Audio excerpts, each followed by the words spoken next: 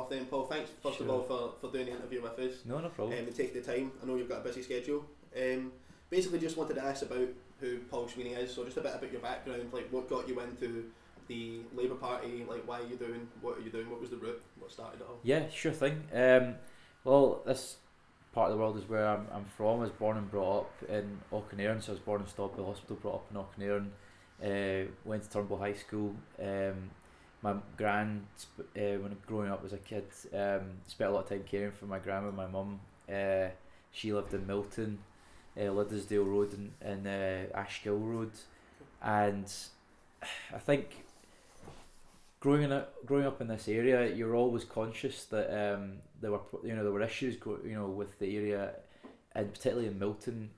I was always very acutely aware that it was an area that did have problems, and particularly with poverty and antisocial behaviour, and that there was a lot of opportunity to improve things. I remember as a kid you couldn't park your car where my gran stayed because it was almost inevitable it would be vandalised. Right. And it was such a shame because I remember my mum telling me about how great it was to grow up there, and the problems that happened with under Thatcherism in the 1980s, and how this area was so badly affected by the influx of poverty and despair, and the despair resulting in drug abuse and the consequent behaviour that happens with that. Just people falling into a real problematic lives, and impacting on others, and the whole community ends up in a sort of spiral of descent, of despair. So I think really that awareness was very, very acute in my mind from an early age, Right, yeah. and a desire to try and see that improved in some way, a sort of determination to try and help people, and I think that's always been something that I've been passionate about in my life. I've also had a great interest in the history of the area, and growing up here, used to sit with my granddad and we look at old books of the area and how Springburn had grown up as this great railway centre, and there was a real sense of pride in the great manufacturing and industrial spirit of the working class people here. Right, yeah. And the traditions of all that, and again a sort of story of that falling away in recent years, and with it a sense of purpose and pride in the area. Yeah. And I think again that's kind of always been aware. It's always been something that's been in my mind, and I think symbolic of that really was the project I became involved in recent years to try and restore the Springburn Winter Gardens. Right. We were just talking about the Springburn Halls, which was just at the end of the street, Yeah. and that even as a kid, I remember building a Lego model of it. It's sad to say this, but like, just because I used to imagine these buildings restored and back in the glory days, and you look at old photographs of them and you'd sort of get quite excited thinking, how amazing would it be to rebuild this area and see it back in its glory days, and to see it be demolished, became almost a sort of, it was almost a shattering of a childhood sort of ambition, which became a sort of galvanising force for me. I was like, wow, maybe there won't be this thing that you always think there's inevitability or someone will fix it up. And like, oh Christ, nobody's going to do it. So that kind of forced me to that, into this stage where we got together and formed a charity, and we said we're going to rebuild this glass house. We have to make a statement. We have to make a positive agenda in this community and make something tangible happen. So you started really local then? I'm perhaps sort of meandering with my point with it, but really it's just a consciousness of how this community suffered at the hands of Toryism and the agenda of Thatcher in the 1980s and the problems that brought to the area. And I did actually notice significant improvements when a Labour government came to power. I suppose maybe we all felt that. I was quite young when Labour came to power in 1997, but there was an intense sense of optimism and an intense sense that things, as the song went, it will only get better and that it will improve, And however many, you were too young to have a sophisticated analysis of it all, but you just did feel your parents responded to it, you felt it, and there was that sense that Labour were always the good guys, as opposed to this kind of dull, grey, beige, uncaring, aloof Tory party that didn't have the interests of our people, our community at heart. So there was always that dichotomy in my head as a kid growing up. So I suppose to an extent you were always conscious of Labour being the party that was associated with us, as working people, as people from this background. And obviously as you get older you understand the analysis between different factions of the Labour Party and different elements of the Labour Party and different approaches to social democratic or socialist politics, Mm-hmm. and that you become more sophisticated in your approach to that. But certainly, fundamentally, I did notice a lot of improvements in the area. You know, housing improvements, the infrastructure being improved, certainly a reduction in violent behaviour and antisocial behaviour in the area. And you saw, I mean, although the area certainly still does have a lot of significant structural issues, we're never going to be swept away in a short period of time. But you do sense that things have progressed. Certainly in more recent years, though, I feel that with the recession and again another wave of Tory government, you do feel things are slipping again. Mm-hmm. You know, just looking at the impact that Labour had on things like the minimum wage and reduction in child and pensioner poverty, there were big gains that happened, and I suppose people always think, oh, these are inevitable things, but you do increasingly realise they're things that really have to be fought for, and they have to be fought to be kept as well. They're not just something that's going to structurally stay in place. And I think that's something that Tony Benn always said, you know, like the any gains that the working people in Britain have had in the last century or more have been fought for and won through a real struggle against the odds, and it's usually been pioneered by a Labour government. And my thinking always has been, okay, Labour's maybe not, everything that Labour's done has not necessarily been good, but anything that has been good has come from a Labour movement and come from a Labour and trade union and class pressure. Isn't perfect, you know, but it has made progress. Yeah, exactly, and it's a vehicle for better or worse that will always be in the hands of working people to shape progress. Yeah, because they're more open to like grassroots activism. Exactly. Like, they listen a bit better than the Tories do, in my experience. Exactly, and I think fundamentally the way that the voting and the political system in this country works, there are at the end of the day only two choices, which are a Labour movement or a Tory movement. Sure. And you have to be in it to win it, and you have to shape it to be able to deliver for what you want to see in the world. So I agree with that. I think obviously you're going to be taking part in the hustings, you're going to be up against the SNP. Sure. I'm having these conversations all over the place right now about how Labour seems to have let people down. I saw some of your Facebook comments, but sorry I haven't been able to get too involved in the discussions just because I just feel like an octopus at the moment. There's so many different things happening at once. But I mean, there is a general feeling that Labour let people down, and there was like a move to the SNP. Like how do you explain that? If you know what I mean. I think it's something we've seen across Europe in many ways, across the West. The decline of traditional centre-left parties or socialist parties or social democratic parties. I think there's definitely been a movement towards that, but I think fundamentally it's a response to despair, a despair that came about as a result of the global financial crisis and how that was responded to. And I think there's an element certainly of that at play, and how people have responded to a sense of being alienated. They don't have control of their lives. And one of the big things that I have picked up on speaking to people on the doors certainly has been about things like the minimum wage, having a living wage, in work poverty. And even if you are working hard and doing your best and you've not done anything wrong, you're still suffering because simply you're not able to earn enough. Your labour, the profit from your labour isn't being given to you, and people are struggling to feed themselves and to give themselves a dignified quality of life. And even when you're doing all the right things, you're still paying the price of that. And a lot of that comes back to do we have trade union power in this country that's sufficiently capable of bargaining for higher wages? Wage growth in this country is lagged behind massively the increase in economic growth. Productivity is low in this country. You know, we've seen an increasing prevalence of casualised employment, of 0 hours contracts, of a working class that's become increasingly fragmented and less powerful. And I think people have lashed out at that. They're trying to find a way to recover control, and it's a bit like what the Leave campaign were selling people in the rest of the UK in the Brexit campaign. Take back control. The problem was it was a ruse for them. You know, they were misleading people about what they were going to be achieved with that. And I think offering people hope is the key thing that attracted people to the SNP. I think Labour certainly, and all parties go through a cycle. And actually, frankly, I think the SNP are about to enter, or if not entering it, are about to enter it. That all parties enter this cycle where the sheen wears off, the glamour wears off, and they start to look jaded, and they start to look like they're behind the curve. And then they're less of a magnet because they aren't necessarily offering the most radical options. Okay, so what do you think are the main differences between the SNP and Scottish Labour, particularly?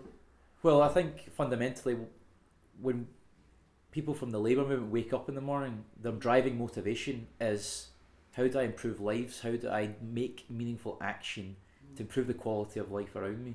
Sure. I think fundamentally what the Scottish National Party has been doing in the last few years is being, what do we need to do to convince people to vote for a separate country? Yeah. And they've concluded that it is by being more Labour than Labour, Yeah. or trying to appear more Labour than Labour, and they recognise that the only way to successfully deliver an independent Scotland is to destroy the Labour Party, So do because you it feel is that's the why only force in this country that can hold it Do together. you feel that's why they had policies like free tuition fees and everything like that they're saying that Labour, the new manifesto's copied? Well, that's an interesting angle actually, because I picked up on this, and a lot of it has been that Labour's been poor at defending what it did achieve. I think that's a big part of it. Yeah. And also the SNP have perhaps taken credit for things that aren't strictly the case. A good point, a good one is tuition fees, because I mean I was going to university about 2008, and I remember the debate around that, because that was when the first SNP government took control. Yeah. Around about that time, and the big promise then was, we'll scrap student debt. That was the big sell from the SNP at that time. But crucially, it was Labour that got rid of tuition fees in Scotland in 2000.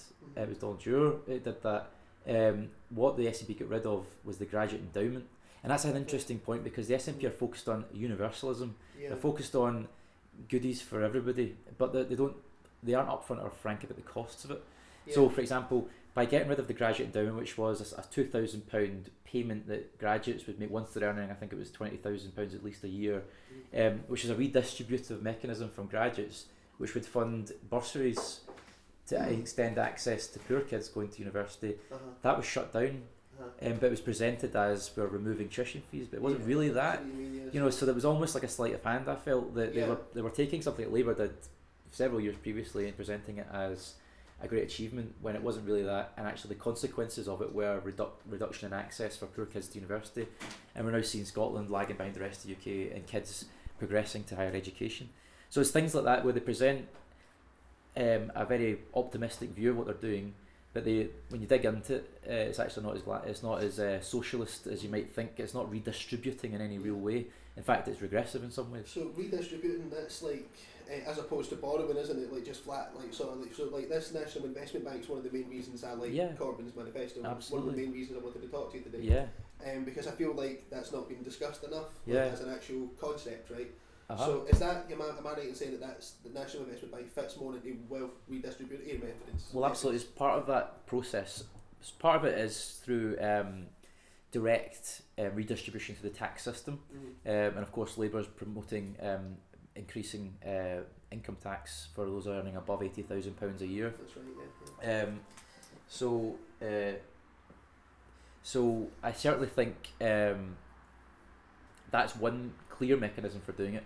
The other one, of course, is through methods where does wealth accumulate in the country? We're seeing huge surpluses being accrued by industry, by business, by commerce, if you like, by owners of capital in the country, but it's not been invested in modernisation of industry, in creation of new jobs, research in new products, creating the sort of high valued jobs.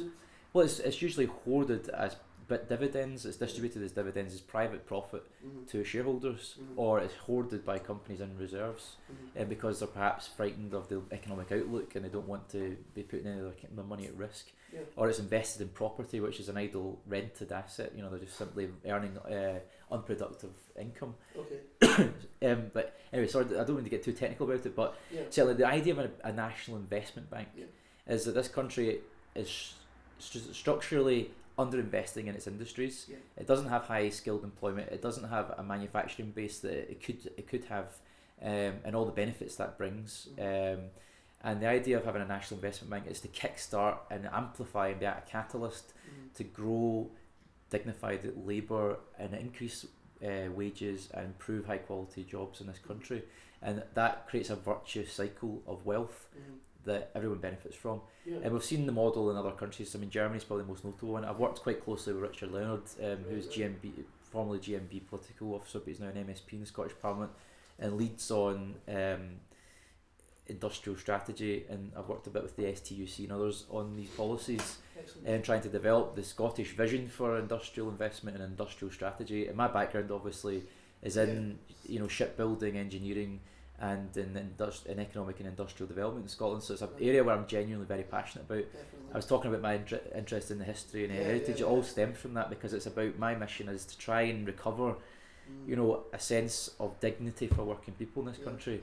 And maybe it's driven partly by nostalgia, but it's also driven by a real ambition and vision for the future and what it could look like.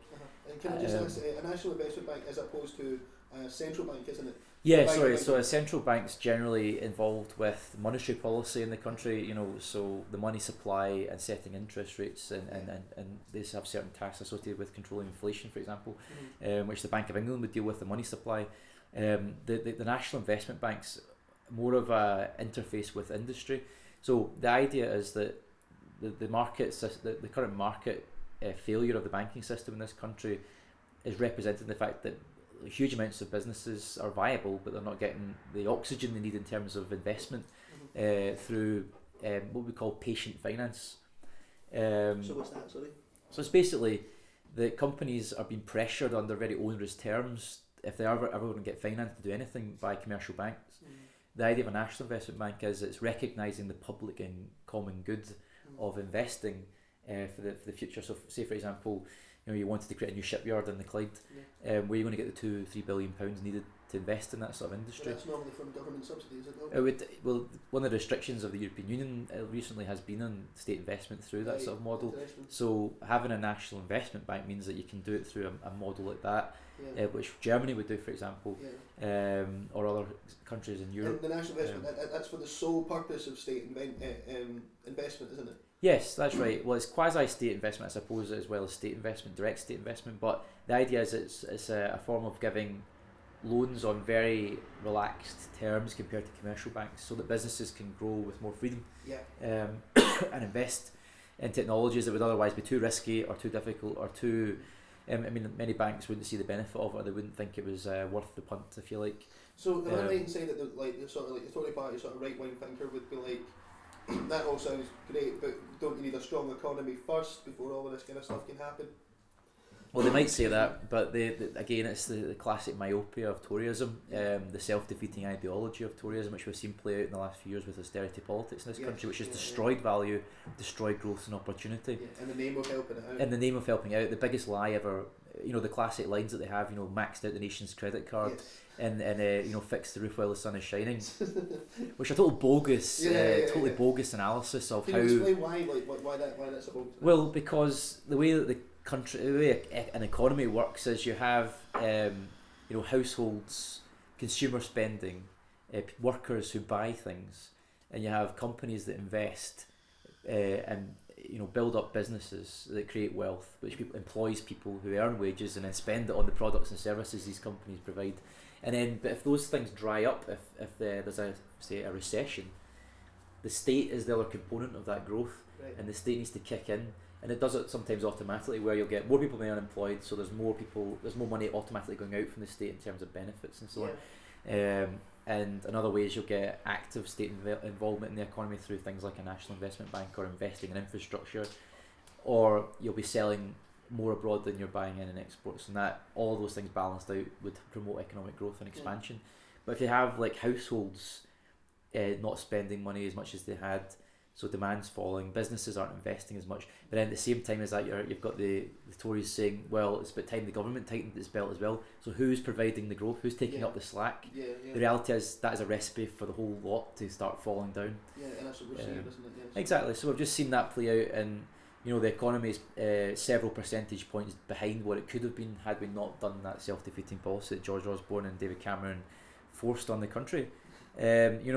So I think that's the key difference. What Labour's promoting is a policy of hope and investment and real vision, that it's actually very much in the mould of very mainstream economic ideas about what the country should be doing and what the economy should be doing to maximise growth and wealth. Excellent. And it was in the story of all the big economies that grew successfully after the Second World War, whether it was Germany or Japan, they all followed that model. It's very, very mainstream. It's just simply that this country has fallen into this idea that a neoliberal Thatcherite agenda is the norm. Yeah, there's no alternative. There is no alternative indeed. Yeah. And what's so refreshing about Labour's position now is that we've thrown off that shroud that we clung to, perhaps in fear of alienating Tory voters in the past, and have said, that was look, the whole idea of New Labour, wasn't it? well, it was this idea of, I suppose, trying to triangulate or create a third way between, a neoliberal sort of agenda that kicked in the 1980s and traditional social democracy and the post-war consensus. I suppose they were trying to shape a new narrative between that. But I think the situation in this country has been fundamentally shifted by the effects of the recession. People are less docile than they were, perhaps. They're more questioning of authority, they're more questioning of power structures in the country. And Labour has to respond to that issue. Certainly people responded to it during the referendum, both referendums in fact, in the UK as a whole, with Brexit, and in Scotland with a significant surge in favour of independence, which was in my view, a great shame in a way, because I don't think it was the answer, and I don't think it represents an answer of itself to the problems people are having to deal with. And that's why I'm so hopeful about this agenda that Labour is now presenting. I think people are now realising perhaps all is not lost, and that class solidarity across the UK can be something that isn't a lost cause. And that Glaswegians and Mancunians and Geordies and so on, maybe there isn't that much that separates our interests. And that the more we fight collectively for those things, the more likely we are to succeed. See, I was talking to you before about independence. I'm quite a strong supporter of independence for lots of reasons, but you mentioned a really interesting compromise, which was the federal UK. Yes. So you're not exactly somebody that's unionist. No. Per se, you're like this compromise. Can you explain what that is? I find the debate about this issue in Scotland incredibly frustrating from a personal point of view, purely because I've always felt, since a very young age actually, so I think when I first did modern studies actually at school, immediately when I started considering the governance of the UK and how it worked, how Parliament worked, and how the structures of power in the UK worked, it became very quickly obvious to me that a federal structure was the logical conclusion of where we are at. I feel that the UK is, perhaps by an accident of history, just a very messy structure.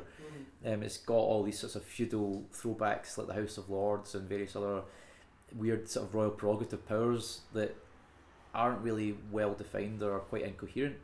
And devolution tried to respond to a frustration in the UK about disenfranchisement, the so-called democratic deficit, and it became very clear in the 1980s that was felt in Scotland, that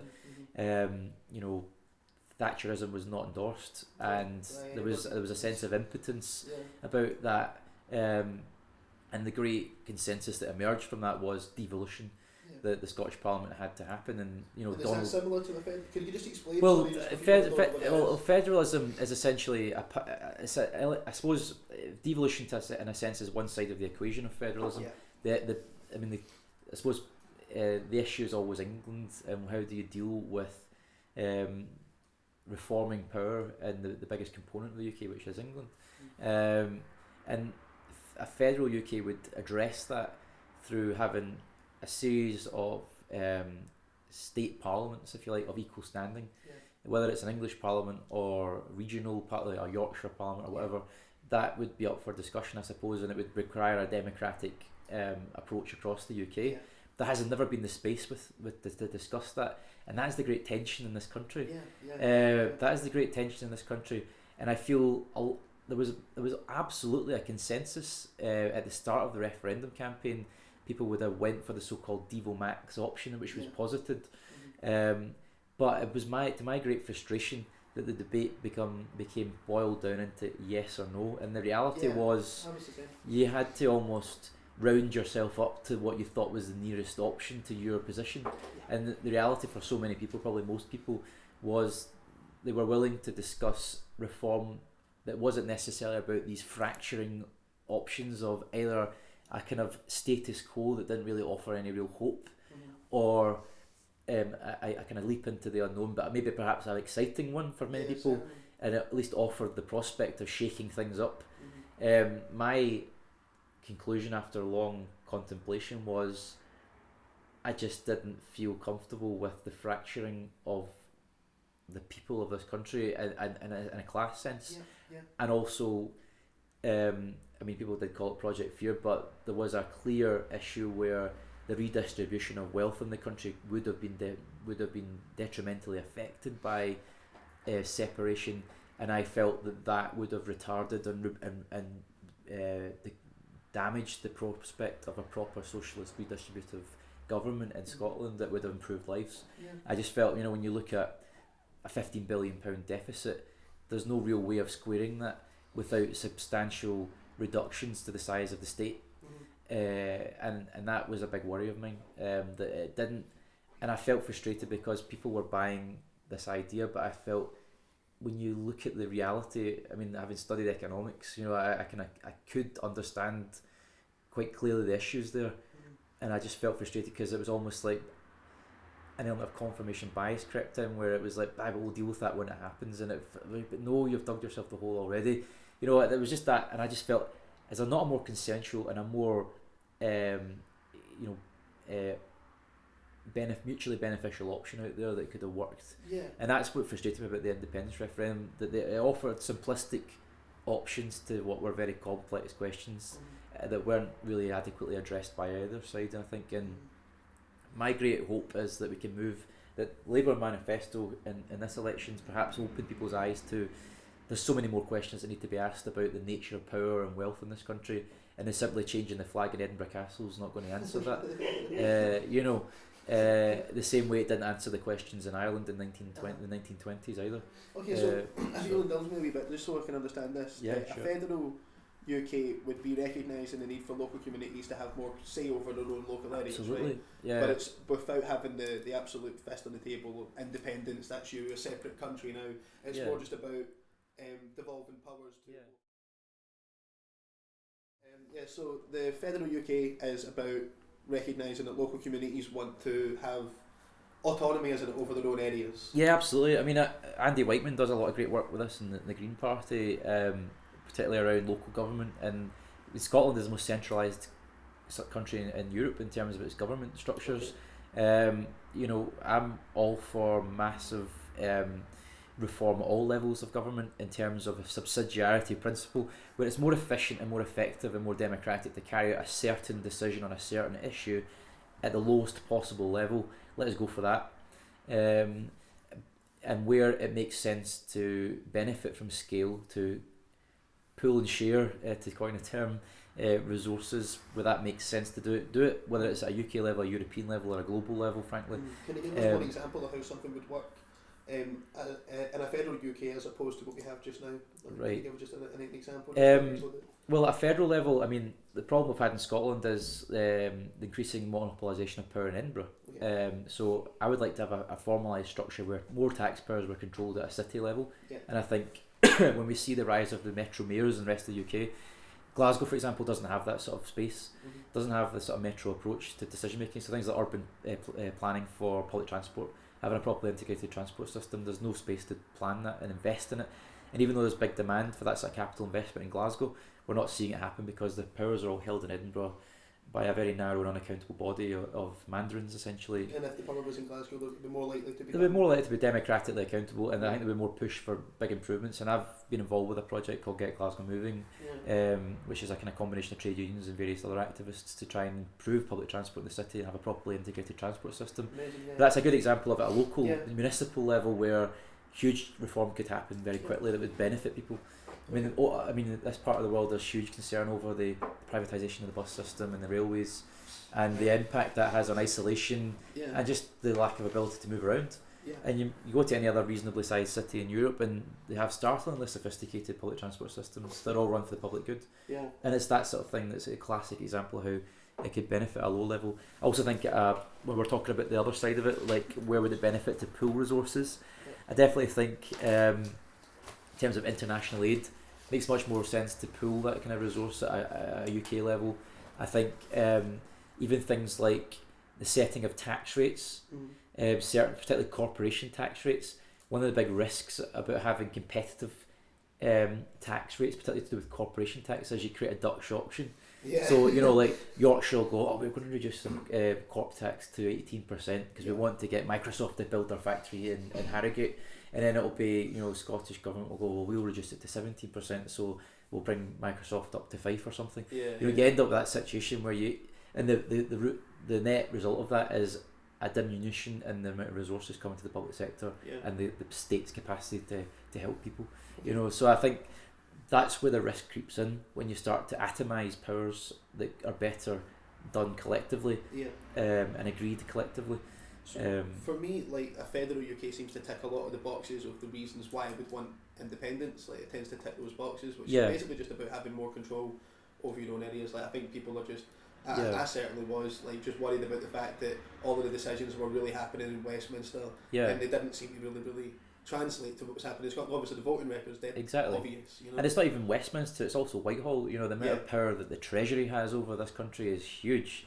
The system of taxation and distribution of wealth in this country is massively centralised, and it was centralised historically for various reasons, but I mean it certainly suited, even in the older form of socialism and as Labour saw it in this country, massive state institutions that would kind of benevolently distribute the wealth from the centre.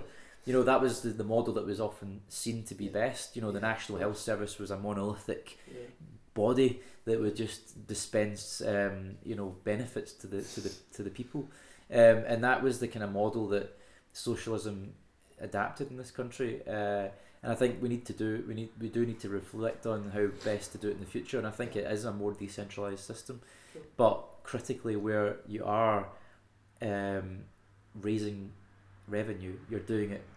You are controlling it so that it isn't a case of competitive race to the bottom. Okay, so Jeremy Corbyn. Yeah.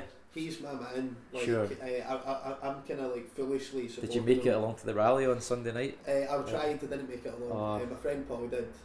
He managed to get there. But I've registered to vote for the first time in my life, basically, because of Corbyn. Because I was in England when he started off his campaign, and I felt the same atmosphere that the Yes campaign kind of created. Sure. With this whole idea of hope and everything. So I was bought right into it from the beginning. Yeah. There's a division in there in the Labour Party, and that's obvious. Like some people think he's not a good leader, some people do. Like, where do you fall on that? I have to say I was initially sceptical about Jeremy Corbyn, purely because my initial feeling was the left always stood the far left, if you like, of the party, the awkward squad as they were known, I suppose, the Diane Abbotts, the John McDonnells, always tended to stand the candidate in the expectation that they wouldn't win.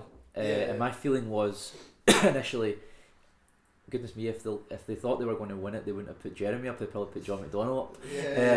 And it was almost like, he got in back, he's as surprised as anyone that he won it. And I was kind of concerned about whether he would have it in, whether he could rise to the occasion, if you know what I mean. Because he's always spent his life in Parliament on the back benches, and he wasn't aiming for this. He was never a minister, he was never every other leader of the Labour Party historically has always been a rising figure in the party to the point where they become leader, if you like. So they've always cut their teeth at shadow minister or something, or a minister, and any other leader you would care to mention has kind of followed that model.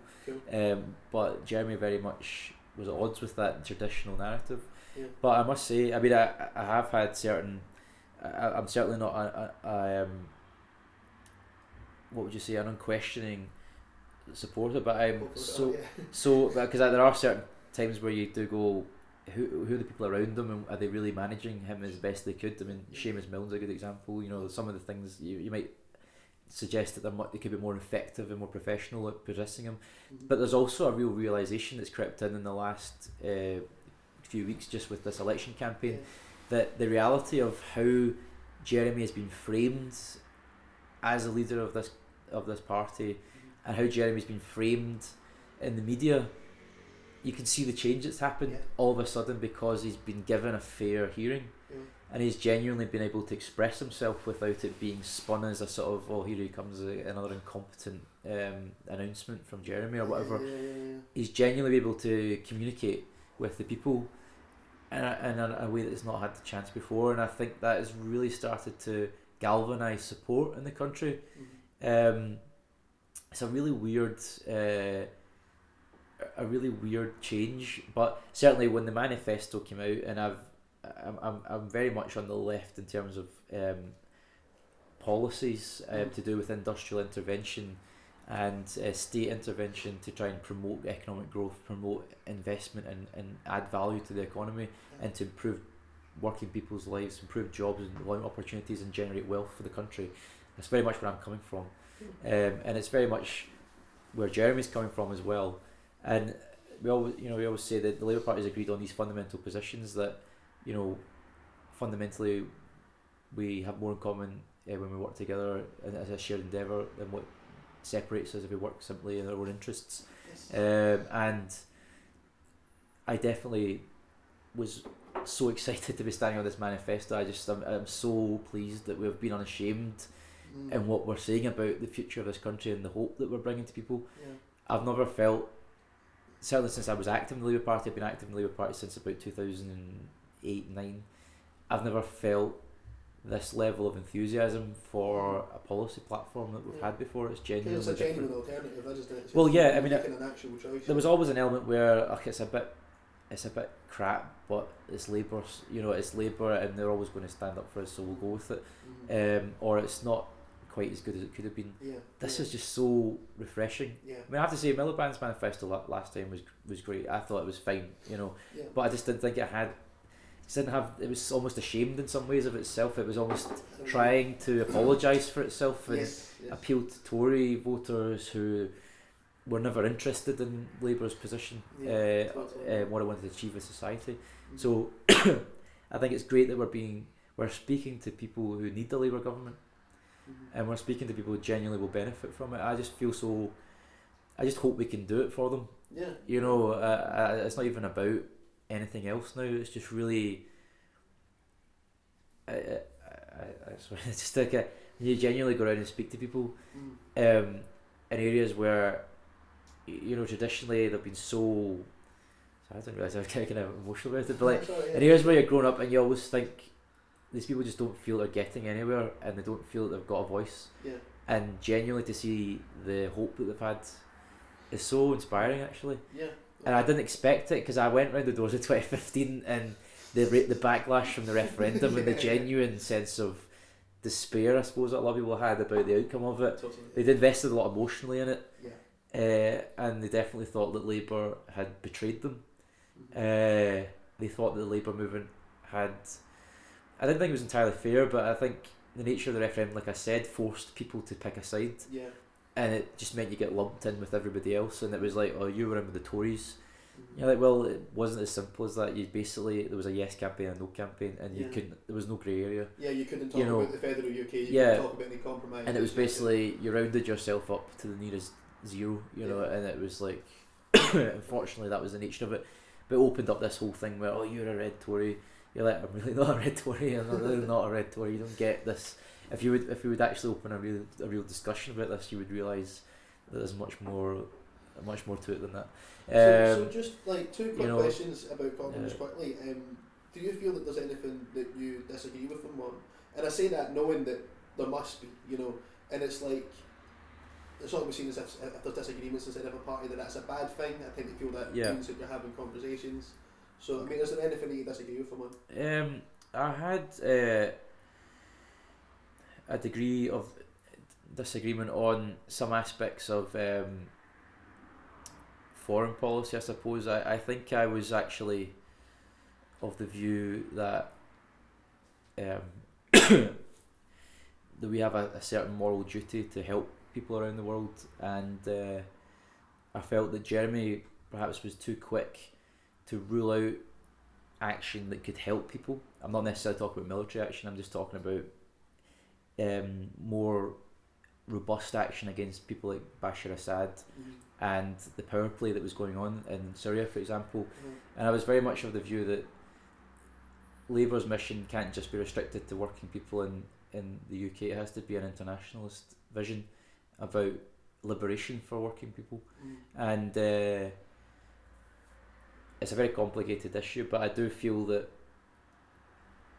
he's not necessarily had the most sophisticated views on foreign policy issues, and I think that was a concern of mine. I did think that the Stop the War coalition that he was involved with didn't necessarily have an entirely realistic view of what could be achieved through intervention of various kinds in Syria. I mean, for example, I think I'm really an advocate of creating a no-fly zone and a no-bombing zone in Syria.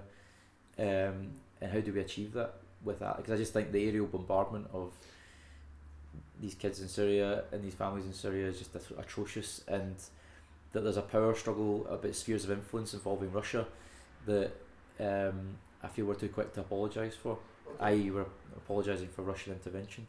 So there's elements about that I felt uneasy about, certainly. But in terms of the social vision for this country, the advancement of redistribution of wealth and power in this country in favour of working people, there's absolutely no disagreement whatsoever between Jeremy and I. And I think what's quite interesting is to see how this manifesto is attempted to build bridges across the Labour movement as well. And it's certainly not by any stretch of the imagination some sort of suicide note or anything like that. Yeah, it's a really radical, hopeful and credible approach to reforming this country, and I'm quite proud of it. Cool. The other thing that I wanted to just mention to get your thoughts on is he's very into pulling new ideas from members and from the bottom. He's not much of a I'm going to dictate the issues here, right? Yes. So how do you feel about that as like as a method? Well, I think one of the big problems that Labour Party's had in the last 20 years or so is that it has not prioritised grassroots involvement in the party at activist level. Yeah. And I think that was partly because the party sought to manage its image very tightly, and it became a bit of the party became a bit obsessed with controlling it from the centre. And traditional local constituency Labour parties perhaps lost a lot of their vigour. Yes. And a lot of the, it was Labour Party activists that set up housing associations, that set up community councils, that set up all the community groups that are kind of part and parcel of modern urban society in a city like Glasgow. So I think we did lose a lot of that tradition in recent years, recent decades. So you feel Corbyn's brought that back? So I feel, it hasn't necessarily manifested itself to the same extent in Scotland, but I think certainly in the rest of the UK there's definitely been a massive increase in the membership of the party into a mass movement party. I don't think that's a bad thing. I think quite the contrary, it's wonderful to see that sort of level of engagement in politics, and they're doing it for a reason, but I also think we can't lose sight of the fact that the purpose of the Labour Party is to win power, and we can never forget that, because the only hope that we can give to working people, the Labour Party was set up by trade unionists and set up by activists of the left in this country as a progressive alliance to win power for working people, and its sole purpose is to win power in Parliament. In order to deliver the sort of policies we need through that power structure to change the country. And it's not good enough for us to simply satisfy ourselves with saying, well, we feel happy about ourselves and we feel good about what we're saying. We need to win power, and we shouldn't sell out for that power, but that the idea, but that's the big challenge that we need to always bear in mind. What compromises do you make? And there's always been elements of the Labour Party that will never concede any ground on their ideological positions in order to win a coalition of voters who are big enough to put a Labour government in power.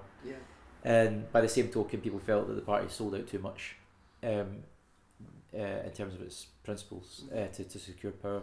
So that's always been the tension at the heart of the Labour Party. But I feel that while it's great that we have that activist base, we always have to remember the mission of the Labour Party is to win power. That's why it exists. That trade unions exist in one sphere to bargain for workers, to increase wages, to increase prosperity, to fight for a greater share of wealth in the country through that system. The Labour Party is another part of that whole structure of organised labour, which is designed to deliver irrevocable, hopefully, improvements for working people through changes to policy, legislation, and government. So we need to work. That's the purpose. We always have to remember that. So yeah, no, definitely. I mean, my decision at the moment is you are the person I think that I'm voting for. Okay. But That's very kind of you. I've only just met you and everything. Obviously, we're only having this chat now. But Sure. I was voting for Corbyn. A lot of people tell me that I'm not voting for Corbyn. I'm voting for my local MP. So Right. am I, by voting for you, supporting Corbyn and supporting what he's doing? Or Absolutely. So I can't be proud. I can't tell you. I can't be prouder to be standing on this manifesto, and I can't be prouder to be standing for this vision of our country. Yeah. Certainly a lot of people will say, and the complexity of Scottish politics just now, in many ways, the frustration of Scottish politics just now is that on one hand you have a unionist versus nationalist split in the country. Yeah. So you have people saying, as long as you're against independence, we'll vote for you. Yeah, which is and on the other hand, it's like, you don't support independence, so we can never bring ourselves to support you. And it's like, that issue's so beside the point. Do you not understand that these issues aren't an end of themselves? Yeah. You actually have to understand what is the best way to achieve the outcome that you want in life and what you want in society. And if Labour's offering that opportunity to deliver policies that will actually do something to progress quality of life, yeah.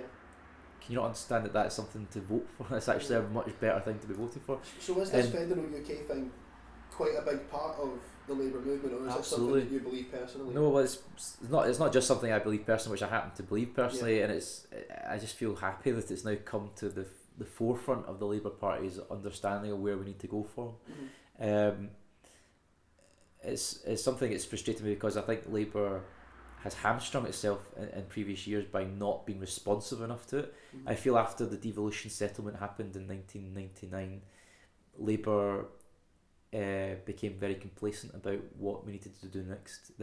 As Donald Dewar said himself, it wasn't an event, it wasn't an end of itself, it was a means to greater ends. For some people that end was an independent country. For me and for many other people, and I feel actually a majority of people in this country, it was actually a further reformed UK, a federal UK, and that would be the end state, this sort of sensible, symmetrical balance of power in this country that would actually properly satisfy most people. So it's great that that's now suddenly become, well, not suddenly, but it's now emerged as the sort of vision for Labour going forward. My only frustration and patience with it is that we need to define it better, and we need to work much harder to define it. And I think that can only really happen through a democratic dialogue with the country. We're going to have a constitutional convention, which of course was the basis of which the Scottish Parliament was formed in the 1980s and 90s. But we need to get on and do it. And I do feel impatience that we aren't developing the idea at a faster rate. I guess just the nature of things, this election suddenly jumped upon us. We've been in a state of election cycles for the last 10 years almost, constant campaigning. But Labour's commitment is to deliver this, and I am so confident that it will happen. Because there's no other. The tension in this country cannot be dissipated in any other way. And the great tragedy would be that it would fracture. I feel, it's like a ruler, a shatterproof ruler. You just feel the tension built up on it, and either it can be dissipated in a kind of way that will be productive, or it can just shatter altogether and the thing is broken. That's what I feel. That's the stakes that we're at just now. I can understand, obviously, the frustration that I have with Scottish politics as well is between, the SNP and the Tory party, where there are almost two forces that thrive off of one another in a way, in a perverse sort of way. On one hand, you do have the SNP, who, at their very core, I would say, the people who are always nationalists, the people who are about national identity, who are pure in that sense. They want to destroy the UK for reasons of they feel Scottish. Their identity is purely Scottish, and it's about the flag and national liberation and all the rest of it. They want to destroy the UK, fair enough, I suppose. But on the other hand, this is just fringes of the SNP. This isn't the entire. Well, I wouldn't say it's the majority of the SNP. I'd certainly say that back when it was 30, 40 years ago, these are the sorts of motivating factors behind the SNP. When it was very much a fringe party. But I think the way it has grown in momentum has been as a result of presenting itself as a social democratic vehicle for people, or a socialist vehicle for people, which I don't think is entirely credible. And I feel they've been massively outflanked by Labour's change. And I have to say, I've been so taken aback at the change in people. I assumed there would be a solid SNP vote. Yeah. I have to say, I'm seeing it. I'm seeing it move. And do you think that's got anything to do with Corbyn, or do you think that's good? Yeah, it's very much to do with. You know what it is? It's people have got something to vote for. Yeah. You know, Labour often went round saying, "Now remember, vote for us, or you'll get the Tories." Yeah.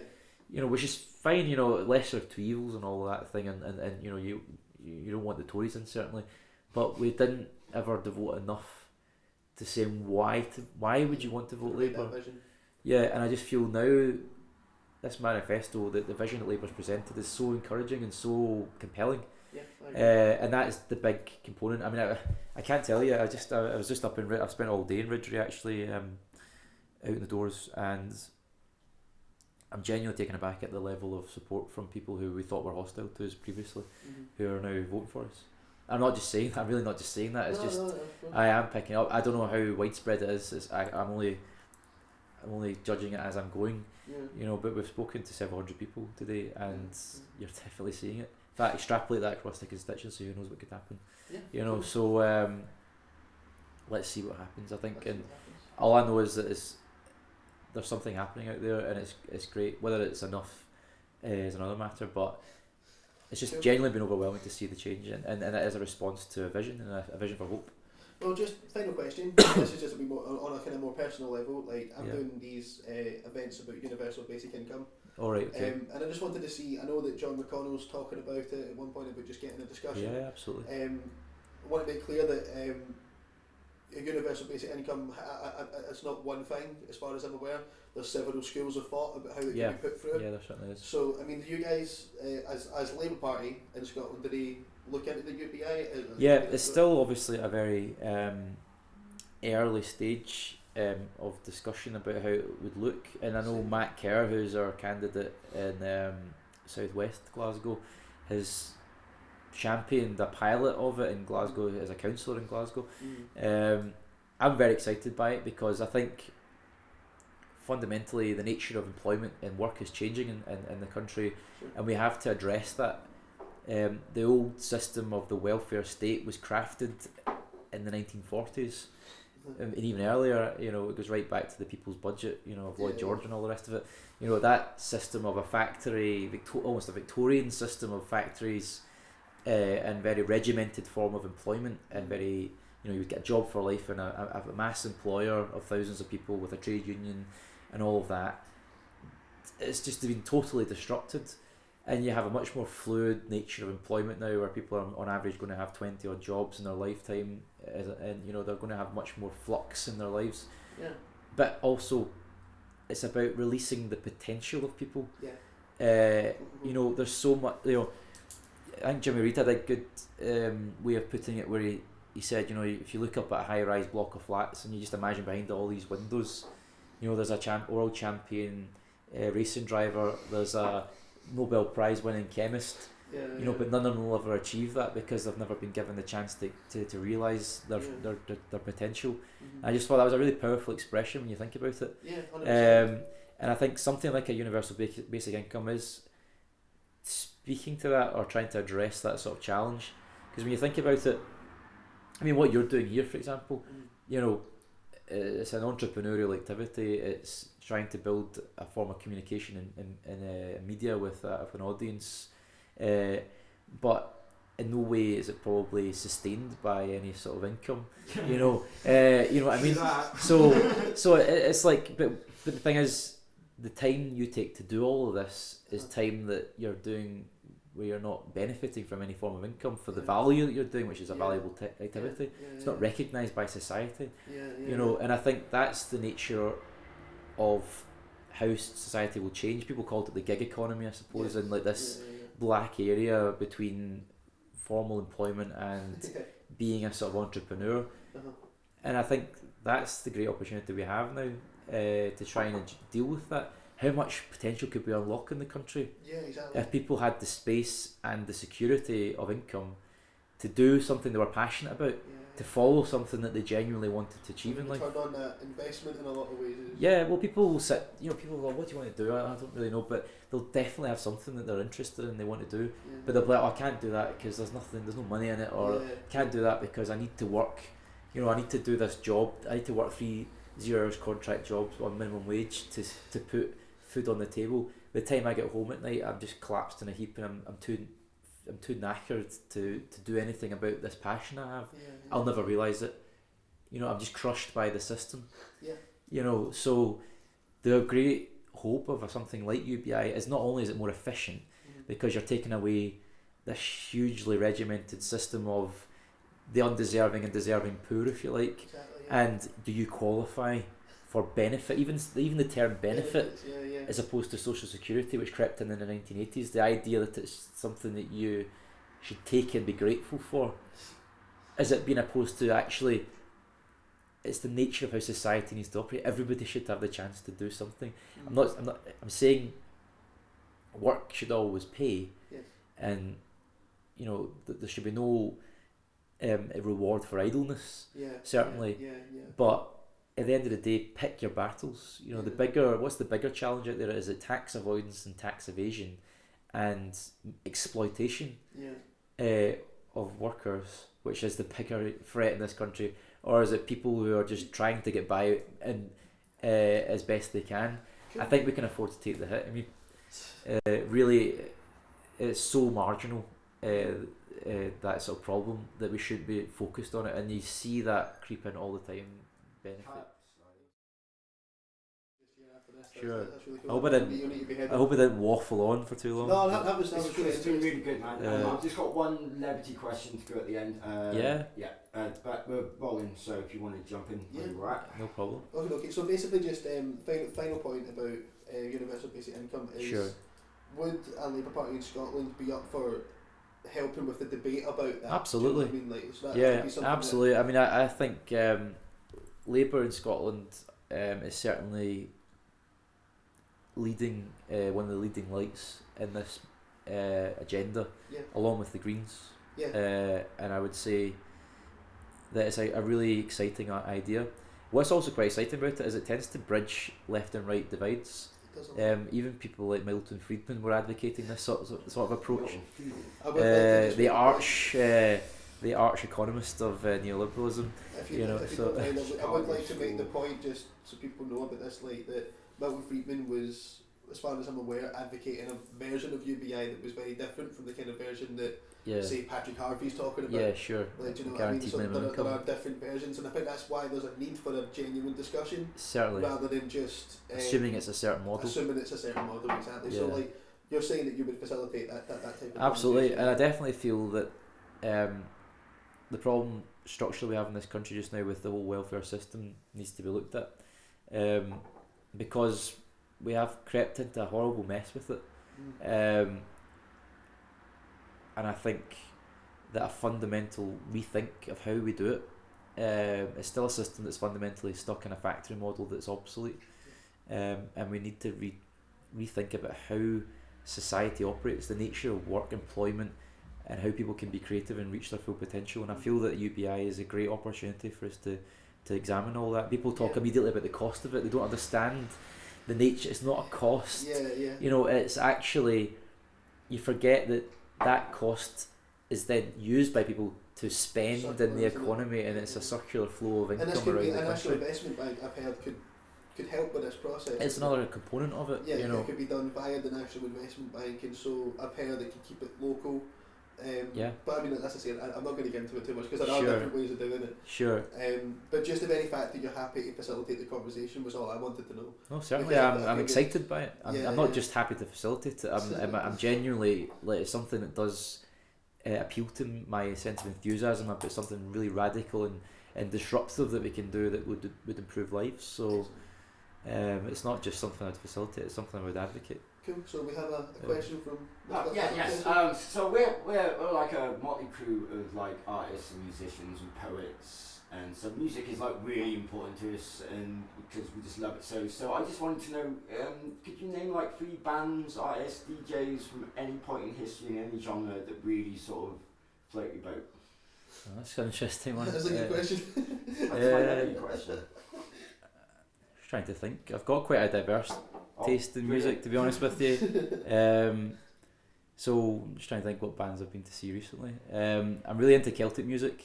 Right. So I'm a massive Celtic Connections aficionado. So big fan of like Elephant Sessions and Man Ran and bands like that.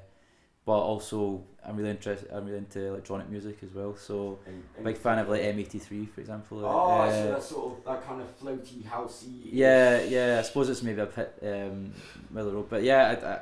M83's fine. Yeah, so I went to see them and Bonobo and bands like that, or DJs rather like that.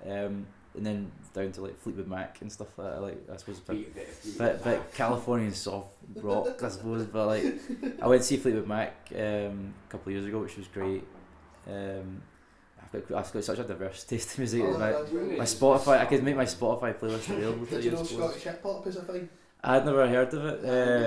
Is that like Loki and stuff like that? Yeah, you know Loki. And Hector Berserk, talking Stanley Odd. Right, okay. Stuff like that. Stanley Odd were that kind of Celtic Connections. Oh really? Right, okay. They're really, really cool. Like, but yes, thanks very much. Sure. Like, best of luck with the rest of the campaign. What's like 9 days left? Yeah. Are you feeling confident? More confident than I was 6 weeks ago. Put it that way. So it's been a good campaign. Yeah, I mean it's been a very steep learning curve. I've never really done anything like this before. What's your plans moving forward? Say if you don't get. If I don't go in, I'm going to continue doing the things I'm passionate about. I've got my project in Springburn to restore the Winter Gardens. I've just joined the board of the Glasgow Building Preservation Trust.